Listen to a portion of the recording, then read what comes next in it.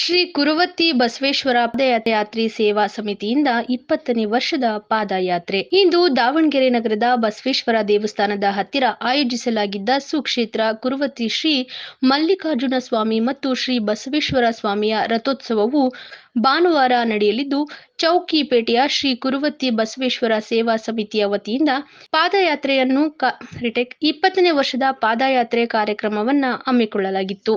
ದೀಪ ಬೆಳಗಿಸುವ ಮೂಲಕ ಕಾರ್ಯಕ್ರಮವನ್ನ ಉದ್ಘಾಟಿಸಿ ಮಾತನಾಡಿದ ಕುಮಾರಪಟ್ಟಣಂನ ಅವಿಮುಕ್ತ ತಪೋಕ್ಷೇತ್ರ ಪುಣ್ಯಕೋಟಿ ಮಠದ ಬಾಲಯೋಗಿ ಪೂಜ್ಯ ಶ್ರೀ ಜಗದೀಶ್ವರ ಮಹಾಸ್ವಾಮೀಜಿಗಳು, ಶಿವರಾತ್ರಿ ಹಿನ್ನೆಲೆ ಈ ಪಾದಯಾತ್ರೆಗೆ ಸೇರುವ ಭಕ್ತಾದಿಗಳು ಕಡಿಮೆಯಾಗಬಹುದು ಎಂದು ಅಂದುಕೊಂಡಿದ್ದು, ಆದರೆ ಬಸವಣ್ಣನ ಭಕ್ತರು ಬಹಳ ಭಕ್ತಿ ಶ್ರದ್ಧಾವಂತರಾಗಿದ್ದು, ಇಲ್ಲಿ ನೆರೆದಿರುವಂತಹ ನೂರಾರು ಭಕ್ತರೇ ಸಾಕ್ಷಿ. ಇಂದಿನ ಹಿರಿಯರಿಗೆ ಈ ನಾಡಿನ ಪರಂಪರೆ ಹಾಗೂ ಸಂಸ್ಕೃತಿಯಲ್ಲಿ ಬೆಳೆದು ಬೆಳಕಾಗಿದ್ದಾರೆ. ಆದರೆ ಇಂದಿನ ಯುವಕರು ನಮ್ಮ ಸಂಸ್ಕೃತಿ ಪರಂಪರೆಯಿಂದ ಹಿಂದೆ ಸರಿಯುತ್ತಿದ್ದು, ಅಂತಹ ಯುವಕರನ್ನು ಈ ಕ್ಷೇತ್ರಕ್ಕೆ ಕರೆದುಕೊಂಡು ಬರಬೇಕಾಗಿದೆ. ಇಲ್ಲಿ ಆಗಮಿಸುವಂತಹ ಯುವತಿಯರು, ತಾಯಂದಿರು ಅವರ ಪಾದಯಾತ್ರೆಯನ್ನ ಮಾಡುವುದರ ಜೊತೆಗೆ ಅವರ ಮಕ್ಕಳನ್ನು ಸಹ ಕರೆದುಕೊಂಡು ಬಂದಿರುವುದು ತುಂಬಾ ಸಂತೋಷವನ್ನುಂಟು ಮಾಡಿದೆ. ಈ ಕಾರ್ಯಕ್ರಮಕ್ಕೆ ಹಲವಾರು ಜನರು ದಾನ ನೀಡಿದ್ದು, 20,000ಕ್ಕೂ ಹೆಚ್ಚು ಭಕ್ತಾದಿಗಳಿಗೆ ಅನ್ನದಾಸೋಹವನ್ನ ಮಾಡಲಾಗಿದ್ದು, ಇಲ್ಲಿಗೆ ಬರುವಂತಹ ಭಕ್ತಾದಿಗಳಿಗೆ ಯಾವುದೇ ಕುಂದು ಕೊರತೆ ಆಗದಂತೆ ಶ್ರೀ ಕುರುವತ್ತಿ ಬಸವೇಶ್ವರ ಪಾದಯಾತ್ರಾ ಸೇವಾ ಸಮಿತಿಯವರು ಈ ಆಯೋಜನೆ ಮಾಡಿದ್ದಾರೆ ಎಂದು ಹೇಳಿದರು. ಪಾದಯಾತ್ರೆಯ ಮೂಲಕ ಒಂದೊಂದು ಹೆಜ್ಜೆಗಳನ್ನು ಇಟ್ಟು ಆ ಭಗವಂತನ ಸಾಮೀಪ್ಯವನ್ನು ನಾವು ಕಾಣಬೇಕನ್ನುವಂತ ಉದ್ದೇಶದಿಂದ ಎಲ್ಲರೂ ಜನ್ಮ ಸ್ವಾರ್ಥಕಗೊಳಿಸುವಂತ ಪವಿತ್ರ ಯಾತ್ರೆ ಅಂದ್ರೆ ಅದು ಪಾದಯಾತ್ರೆ. ಅಂತ ಪವಿತ್ರವಾದ ಪಾದಯಾತ್ರೆಯನ್ನ ಕುರುವತ್ತಿ ಬಸವೇಶ್ವರ ಸ್ವಾಮಿಯ ಸನ್ನಿಧಿವರೆಗೂ ಕೂಡ ಪಾದಯಾತ್ರೆ ಇವತ್ತಿನ ದಿನ ಜರುಗ್ತಾ ಇದೆ. ಇಂಥ ಈ ಪವಿತ್ರ ಯಾತ್ರೆಯ ಪಾವನ ವೇದಿಕೆಯಲ್ಲಿ ಸಮ್ಮಿತಲಾಗಿರುವಂತಹ ಎಲ್ಲ ಗುರು ಹಿರಿಯರೇ, ಇಲ್ಲಿ ಪಾಲ್ಗೊಂಡಿರುವಂತಹ ಸಮಸ್ತ ಕುರುವತ್ತಿ ಬಸವಣ್ಣನ ಭಕ್ತ ಮಹಾಶಯರೇ, ತಮ್ಮೆಲ್ಲರ ಅಂತರಂಗಕ್ಕೆ ಶರಣಾರ್ಥಿಗಳು. ಬಹಳ ಜನ ನಾವು ಅನ್ಕೊಂಡು ಬರುವಾಗ ಇವತ್ತು ಶಿವರಾತ್ರಿ ಮತ್ತು ನವರಾತ್ರಿಯಲ್ಲಿ ಒಂದು ಕಡೆ ಜನ ದೇವಸ್ಥಾನದಲ್ಲಿ ಅದರದೇ ಆದ ರೀತಿ ನೀತಿಗಳ ಪೂಜೆ ಪುನಸ್ಕಾರ ಇರ್ತಾರೆ. ಪಾದಯಾತ್ರೆಗೆ ಬಹುಶಃ ಬಹಳ ಅಂದ್ರೆ ಒಂದು 10-15 ಜನ ಸೇರಿರ್ಬೋದು ಅಂತ ಅನ್ಕೊಂಡಿದ್ದೆ ನಾವು. ಆದ್ರೆ ಬಸವಣ್ಣನ ಭಕ್ತರು ಬಹಳ ಶ್ರದ್ಧಾವಂತರು, ಬಹಳಷ್ಟು ನಿಷ್ಠಾವಂತರು ಅನ್ನೋದಕ್ಕೆ ಈ ಬಕ್ಕೇಶ್ವರನ ಸನ್ನಿಧಿಯಲ್ಲಿ ಕೂಡಿರತಕ್ಕಂಥ ಆ ಕುರುವತ್ತಿ ಬಸವಣ್ಣನ ಈ ನೂರಾರು ಭಕ್ತರೇ ಸಾಕ್ಷಿ ಅನ್ನುವಂಥದ್ದನ್ನು ಹೇಳಬೇಕಾಗ್ತದೆ. ಇವತ್ತಿನ ಯುವಕರು ಹಿರಿಯರಿಗೆ ಈ ನಾಡಿನ ಸಂಸ್ಕೃತಿ ಪರಂಪರೆಗಳು ಜ್ಞಾನ ಅರುಣೋದಯಗಳಿದಾವೆ. ಈ ಪರಂಪರೆಯಲ್ಲಿ ಅವರೆಲ್ಲ ಬೆಳೆದಿದ್ದಾರೆ, ಬೆಳಕಾಗಿದ್ದಾರೆ. ಆದರೆ ಇವತ್ತಿನ ಯುವಕರಿಗೆ ನಮ್ಮ ಸಂಸ್ಕೃತಿಯಿಂದ ದೂರ ಆಗ್ತಾ ಇದ್ದಾರೆ, ನಮ್ಮ ಪರಂಪರೆಯಿಂದ ದೂರ ಆಗ್ತಿದ್ದಾರೆ. ಅಂತ ಪರಂಪರೆಯಿಂದ ದೂರ ಇರುವಂತ, ಸಂಸ್ಕೃತಿಯಿಂದ ದೂರ ಇರುವಂತ ಮಕ್ಕಳನ್ನ ನಮ್ಮ ಸಮಯಗಳತ್ತ ಕರೆದುಕೊಂಡು ಬರಬೇಕನ್ನುವಂತ ಭಾವನೆಯಲ್ಲಿ ನಮ್ಮ ಹಿರಿಯರು, ಇವತ್ತೆಲ್ಲ ತಾಯಂದಿರು, ಎಲ್ಲ ಹಿರಿಯರು ತಾವು ಪಾದಯಾತ್ರೆಯನ್ನು ಮಾಡೋದ್ರ ಜೊತೆಗೆ ತಮ್ಮ ಮಕ್ಕಳನ್ನು ಪಾದಯಾತ್ರೆ ಕರೆದುಕೊಂಡು ಹೋಗಿ ನಾವೆಲ್ಲ ದೇವರನ್ನ ಕಾಣಬೇಕು, ದೇವರ ಭಾವನೆಯಲ್ಲಿ ನಮ್ಮ ಕುರುವತ್ತಿ ಬಸ ಕೈ ಮುಗಿನ್ ಬಿಡು ಅನ್ನುವಂತ ಭಾವನೆಯಲ್ಲಿರುವಂತ ಇವತ್ತಿನ ವ್ಯವಸ್ಥೆಯಲ್ಲಿ ಇಂತಹ ಕಲಿಯುಗದಲ್ಲೂ ಕೂಡ ಬಹಳಷ್ಟು ಜನ ಪಾದಯಾತ್ರೆಯ ಮೂಲಕ ತಮ್ಮ ಜೀವನವನ್ನ ಸಾಫಲ್ಯ ಮಾಡಿಕೊಂಡಿರುವಂತ ನೋಡ್ತಾ ಇದ್ದೇವೆ. ಮೊನ್ನೆ ದಿನ ಕೊಟ್ಟೂರು ಪಾದಯಾತ್ರೆಗೆ ಲಕ್ಷಾಂತರ ಜನ ಪಾದಯಾತ್ರೆ ಮೂಲಕ ಹೋಗಿದ್ರು. ಈಗ ಮೊನ್ನೆ ದಿನ ಇವತ್ತು ಪೇಪರ್ ಅಲ್ಲಿ ಟಿವಿಯಲ್ಲಿ ಬರ್ತಾ ಇತ್ತು. ಇತ್ತಿತ್ತಲಾಗಿ ಧರ್ಮಸ್ಥಳಕ್ಕೂ ಕೂಡ ಬಹಳ ಜನ ಪಾದಯಾತ್ರೆಯನ್ನು ಹೋಗ್ತಿದ್ದಾರೆ. ಅದೇ ರೀತಿಯಲ್ಲಿ ಕುರುವತ್ತಿ ಬಸವಣ್ಣ ಅಂದ್ರೆ ಬಹಳಷ್ಟು ಮಹಿಮಾ ಪುರುಷ. ಅವನ ಮಹಿಮೆಯನ್ನ ಇಷ್ಟು ಅಷ್ಟು ಅಂತ ಕೊಂಡಾಡ್ಲಿಕ್ಕೆ ಸಾಧ್ಯ ಇಲ್ಲ. ಕಾರಣ ನಾವೊಂದಿನ ಕುರುವತ್ತಿ ಬಸವಣ್ಣ ನಾವು ಭೂಮಿಯಲ್ಲಿ ತಪಸ್ಸು ಮಾಡಿದ ನಂತರ ನಮ್ಮ ಮನೆದೇವರು ಕೂಡ ಕಪ್ಪದ ಬಸವಣ್ಣ, ಉಳಿಯ ಚನ್ನ ಬಸವಣ್ಣ ಅಂತಾರೆ, ಕಪ್ಪದ ಬಸವಣ್ಣ ಅಂತಾರೆ. ನಮಗೆ ರಾತ್ರಿ ವೇಳೆಯಲ್ಲಿ ಬಸವಣ್ಣ ಕನಸಲ್ಲಿ ಬಂದಿರೋದ್ರಿಂದ ನಾವು ಬೇರೆ ಕಾರ್ಯಕ್ರಮಕ್ಕೆ ಲಕ್ಷ್ಮೇಶ್ವರ ಮುಕ್ತಿ ಮಂದಿರಕ್ಕೆ ಹೋಗಬೇಕಾಗಿತ್ತು. ಅಜ್ಜನ ಗದಿಗೆ ದರ್ಶನಕ್ಕೆ ಲಕ್ಷ್ಮೇಶ್ವರಕ್ಕೆ ಹೋಗಿ ನಮ್ಮೂರ ಹತ್ತಿರ ಇರುವಂತಹ ಕಪ್ಪದ ಬಸವಣ್ಣನ ದರ್ಶನ ಪಡೆದಂದ್ರೆ ಕಷ್ಟ ಆಗದೆ ಅಂತ ತಿಳ್ಕೊಂಡು ಹೇಳಿ, ಇಲ್ಲೇ ಕುರುವತ್ತಿ ಬಸವಣ್ಣ ದರ್ಶನ ಮಾಡಿಕೊಂಡು ಮುಕ್ತಿ ಮಂದಿರಕ್ಕೆ ಹೋದ್ರಾತು ಅಂತ ತಿಳ್ಕೊಂಡು ಹೇಳಿ ನಾವು ಕುರುವತ್ತಿ ಬಸವಣ್ಣನ ದರ್ಶನಕ್ಕೆ ಹೊರಟಿದ್ವಿ. ಹೋಗುವಾಗ ಗಾಡಿಯಲ್ಲಿ ಹೋಗುವಾಗ ಅವತ್ತೆಲ್ಲ ಪೆಟ್ರೋಲ್ ಬಂಕ್ಗಳು ಬಂದು ವೆಕೇಶನ್ ಜನ ಅವತ್ತ ಪೆಟ್ರೋಲ್ ಬಂಕ್ಗಳು ಭಾರತ ಬಂದು ನಮ್ಮ ಗಾಡಿಯಾಗ ಅವತ್ತು ರಾತ್ರಿನ ಡೀಸೆಲ್ ಇಲ್ಲ. ಮುಕ್ತಿ ಮಂದಿರಕ್ಕೆ ಒಬ್ಬ ಒಂದು ಕೊತ್ತಂಬರಿ ಸೂಡು ಕೊಟ್ರು ಭಕ್ತನೇ, ಒಂದು ಲಕ್ಷ ಕೊಟ್ರು ಭಕ್ತನೇ, ಅದಕ್ಕೆ ಲಕ್ಷ ಕೊಟ್ರು ಕೂಡ ಭಕ್ತರೇ.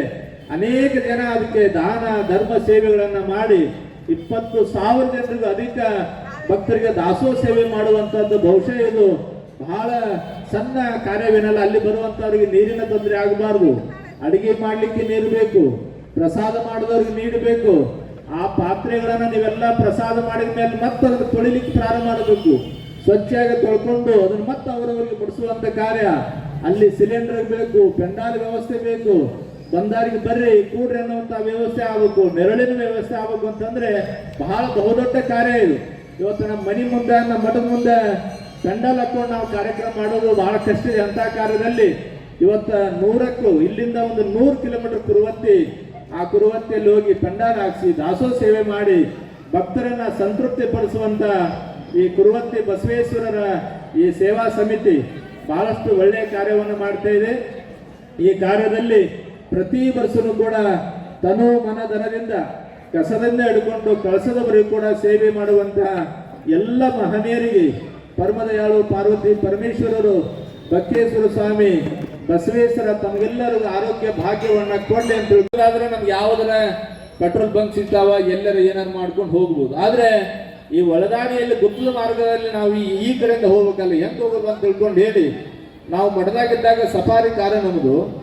ಈ ಮಠದಾಗಿದ್ದಾಗ ಆ ಗಾಡಿಗೂ ರೆಡ್ ಲಿಂಕ್ ಕಷ್ಟ. ಆ ತಾಯಿನೂ ಕೂಡ ಆ ಭಗವಂತನಡಿಗೆ ನಾನು ಹೆಜ್ಜೆಯನ್ನು ಹಾಕ್ಬೇಕಂತ ತಿಳ್ಕೊಂಡು ವಯಸ್ಸಾದ ತಾಯಿ ಆ ಬಸವಣ್ಣನ ಸಾನ್ನಿಧ್ಯಕ್ಕೆ ನೀವೆಲ್ಲ ಪಾದಾರ್ಪಣೆಯನ್ನು ಮಾಡ್ತಿರುವಂಥದ್ದು ಬಹಳಷ್ಟು ಸಂತೋಷ.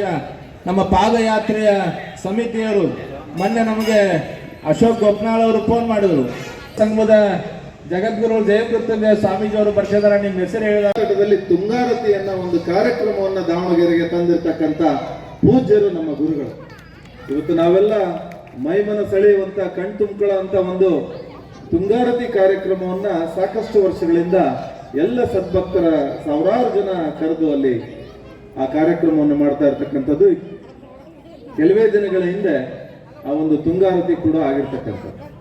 ಬರುವಂತ ದಿನದಲ್ಲಿ ತಾವು ಸಹಿತ ಇಲ್ಲಿರ್ತಕ್ಕಂಥ ಭಕ್ತರು ನೀವೆಲ್ಲ 10 ಜನ ಕರ್ಕೊಂಡು ಆ ಒಂದು ತುಂಗಾರತಿ ಕಾರ್ಯಕ್ರಮಕ್ಕೆ ನೀವೆಲ್ಲ ಕಣ್ತುಂಬ್ಕೋಬೇಕು ಅಂತೇಳಿ ನಾನು ನಿಮ್ಮಲ್ಲಿ ಮನವಿ ಮಾಡ್ಕೊಳ್ತಾ, ಇವತ್ತೇನು ತಾವೆಲ್ಲರೂ ಕೂಡ ದಾವಣಗೆರೆಯ ಸದ್ಭಕ್ತರು ತಾವೆಲ್ಲರೂ ಪಾದಯಾತ್ರೆ ಮೂಲಕ ಇವತ್ತು ಕುರುವತ್ತಿ ಬಸವೇಶ್ವರನ ದರ್ಶನ ಮಾಡಲಿಕ್ಕೆ ತಾವೆಲ್ಲ ಓಡ್ತಾ ಇರ್ತಕ್ಕಂಥದ್ದು.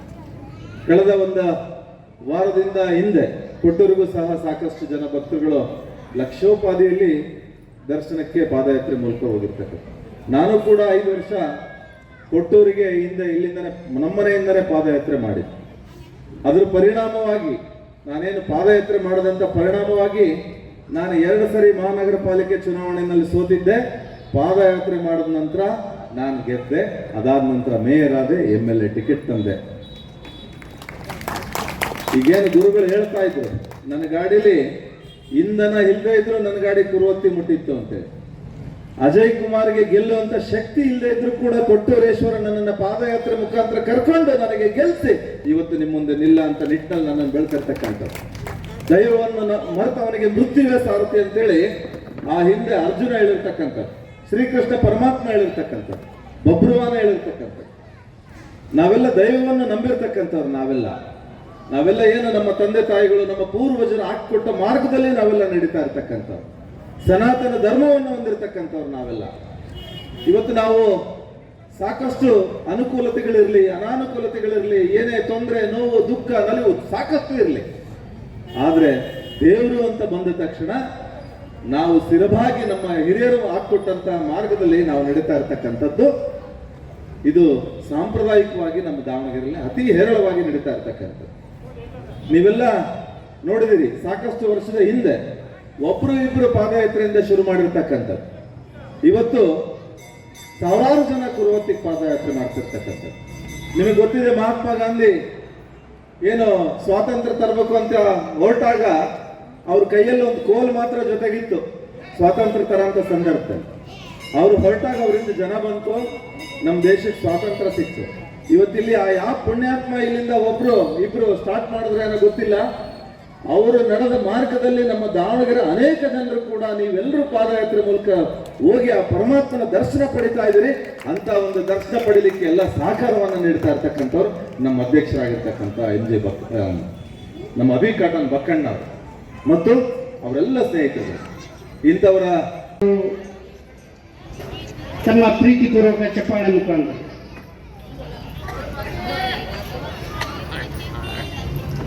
ಹಾಗೆ ಈ ಕಾರ್ಯಕ್ರಮದಲ್ಲಿ ಅಭಿ ಕಾಟನ್ ಬಟ್ಟೆ ಅಂಗಡಿ ಮಾಲೀಕರಾದ ಬಕೇಶ್, ಬಸವೇಶ್ವರ ಟ್ರಾನ್ಸ್ಪೋರ್ಟ್ ಮಾಲೀಕರಾದ ಮಾಂತೇಶ್, ಬಿಜಿ ಅಜಯ್ ಕುಮಾರ್, ಮಾಗಿ ಪ್ರಕಾಶ್, ಬಸವರಾಜು, ಸತ್ಯನಾರಾಯಣ್, ಗಿರೀಶ್ ಇನ್ನು ಮುಂತಾದವರು ಹಾಜರಿದ್ದರು.